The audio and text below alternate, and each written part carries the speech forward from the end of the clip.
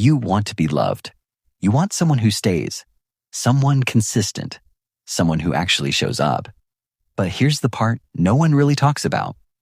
When that person finally comes, something in you pulls away. They're consistent, and it makes you uneasy. They're kind, and you start searching for what's wrong. They're real, and somehow that makes it harder to stay, not easier. And the worst part? You can't even explain why. It's not that you don't want love. It's that love doesn't feel safe. And today I want to show you exactly why that happens. Because once you see it clearly, everything starts to make sense.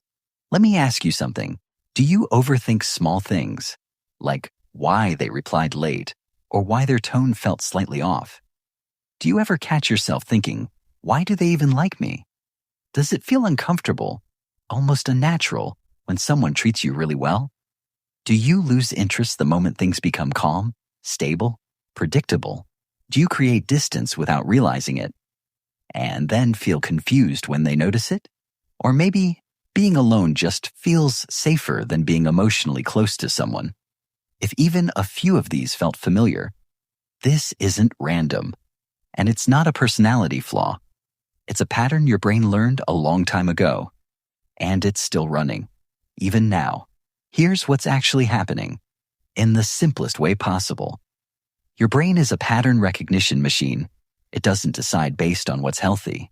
It decides based on what feels familiar. So everything you experienced growing up, the inconsistency, the mixed signals, the moments love was there, and then suddenly gone. Your brain recorded all of it, and it built a map. Maybe love felt unpredictable. Maybe emotional safety was missing. Maybe you had to earn love instead of just receiving it. So your nervous system adapted. It learned that love comes with tension, with waiting, with uncertainty. And now, when someone shows up calm, steady, and available, your brain doesn't read that as safe. It reads it as unfamiliar. And unfamiliar feels wrong. It feels boring. It feels off. It feels like something is missing. Your brain doesn't choose what's healthy. It chooses what's familiar. And that's where everything gets confusing. So, what does that look like in real life? You pull away. Right when things start getting real, you start noticing flaws. And suddenly, they feel big enough to question everything. Your feelings seem to disappear, almost overnight. You feel bored, and mistake that boredom for lack of connection. You test people without even realizing it. You find yourself drawn to emotionally unavailable people because something about that distance feels normal. You avoid vulnerability because being fully seen feels risky. You shut down, not because you don't care, but because closing off feels like control. And here's the most important part. You're not doing this on purpose. This isn't manipulation. This isn't immaturity. This is protection. Your mind is doing exactly what it was trained to do. Keep you safe from something that once hurt you. The problem is, it can't tell the difference between what was unsafe and what is safe now. So, it protects you from both. I need you to pause here, because there's a story you might be telling yourself. I'm too difficult to love. Something is wrong with me. I'm toxic.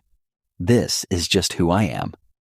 None of that is true. You're not difficult to love. You're not broken. You're not your patterns. This is not your personality. This is conditioning. Your brain adapted intelligently to survive in an environment where love didn't feel safe. You learned to stay guarded because being open had consequences. You learned to leave early because staying meant getting hurt. You learned to shut down because feeling everything was too much. That was survival. And it worked. But you're not there anymore.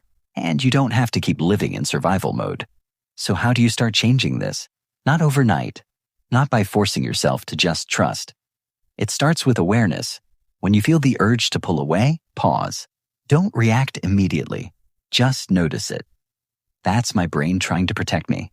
That awareness alone begins to break the pattern. Second, stay with the discomfort. When someone is kind and it feels unfamiliar, instead of running, sit with it. Let it feel new. Let it feel strange. Because unfamiliar doesn't mean wrong. It just means you haven't experienced it enough yet. Third, Stop confusing intensity with connection, that spark you feel with chaotic or unavailable people. That's not always chemistry. Sometimes it's your nervous system recognizing a familiar pattern.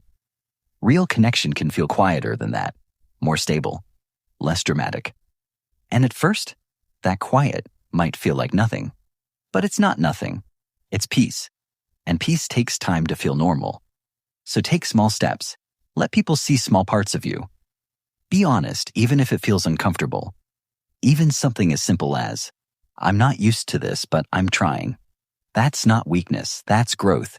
Because trust isn't something you suddenly feel. It's something you build, moment by moment. Here's the truth most people don't tell you. Love is not supposed to feel like chaos. It's not supposed to feel like anxiety or guessing, or constantly proving yourself. The right love feels calm.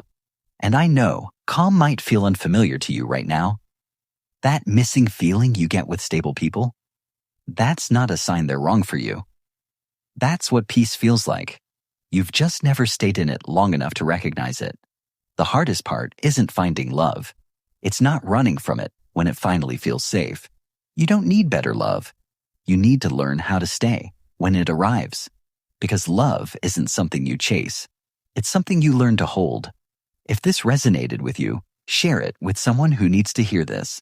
And if you want more videos like this, subscribe. Take care of yourself. You deserve to feel safe in love.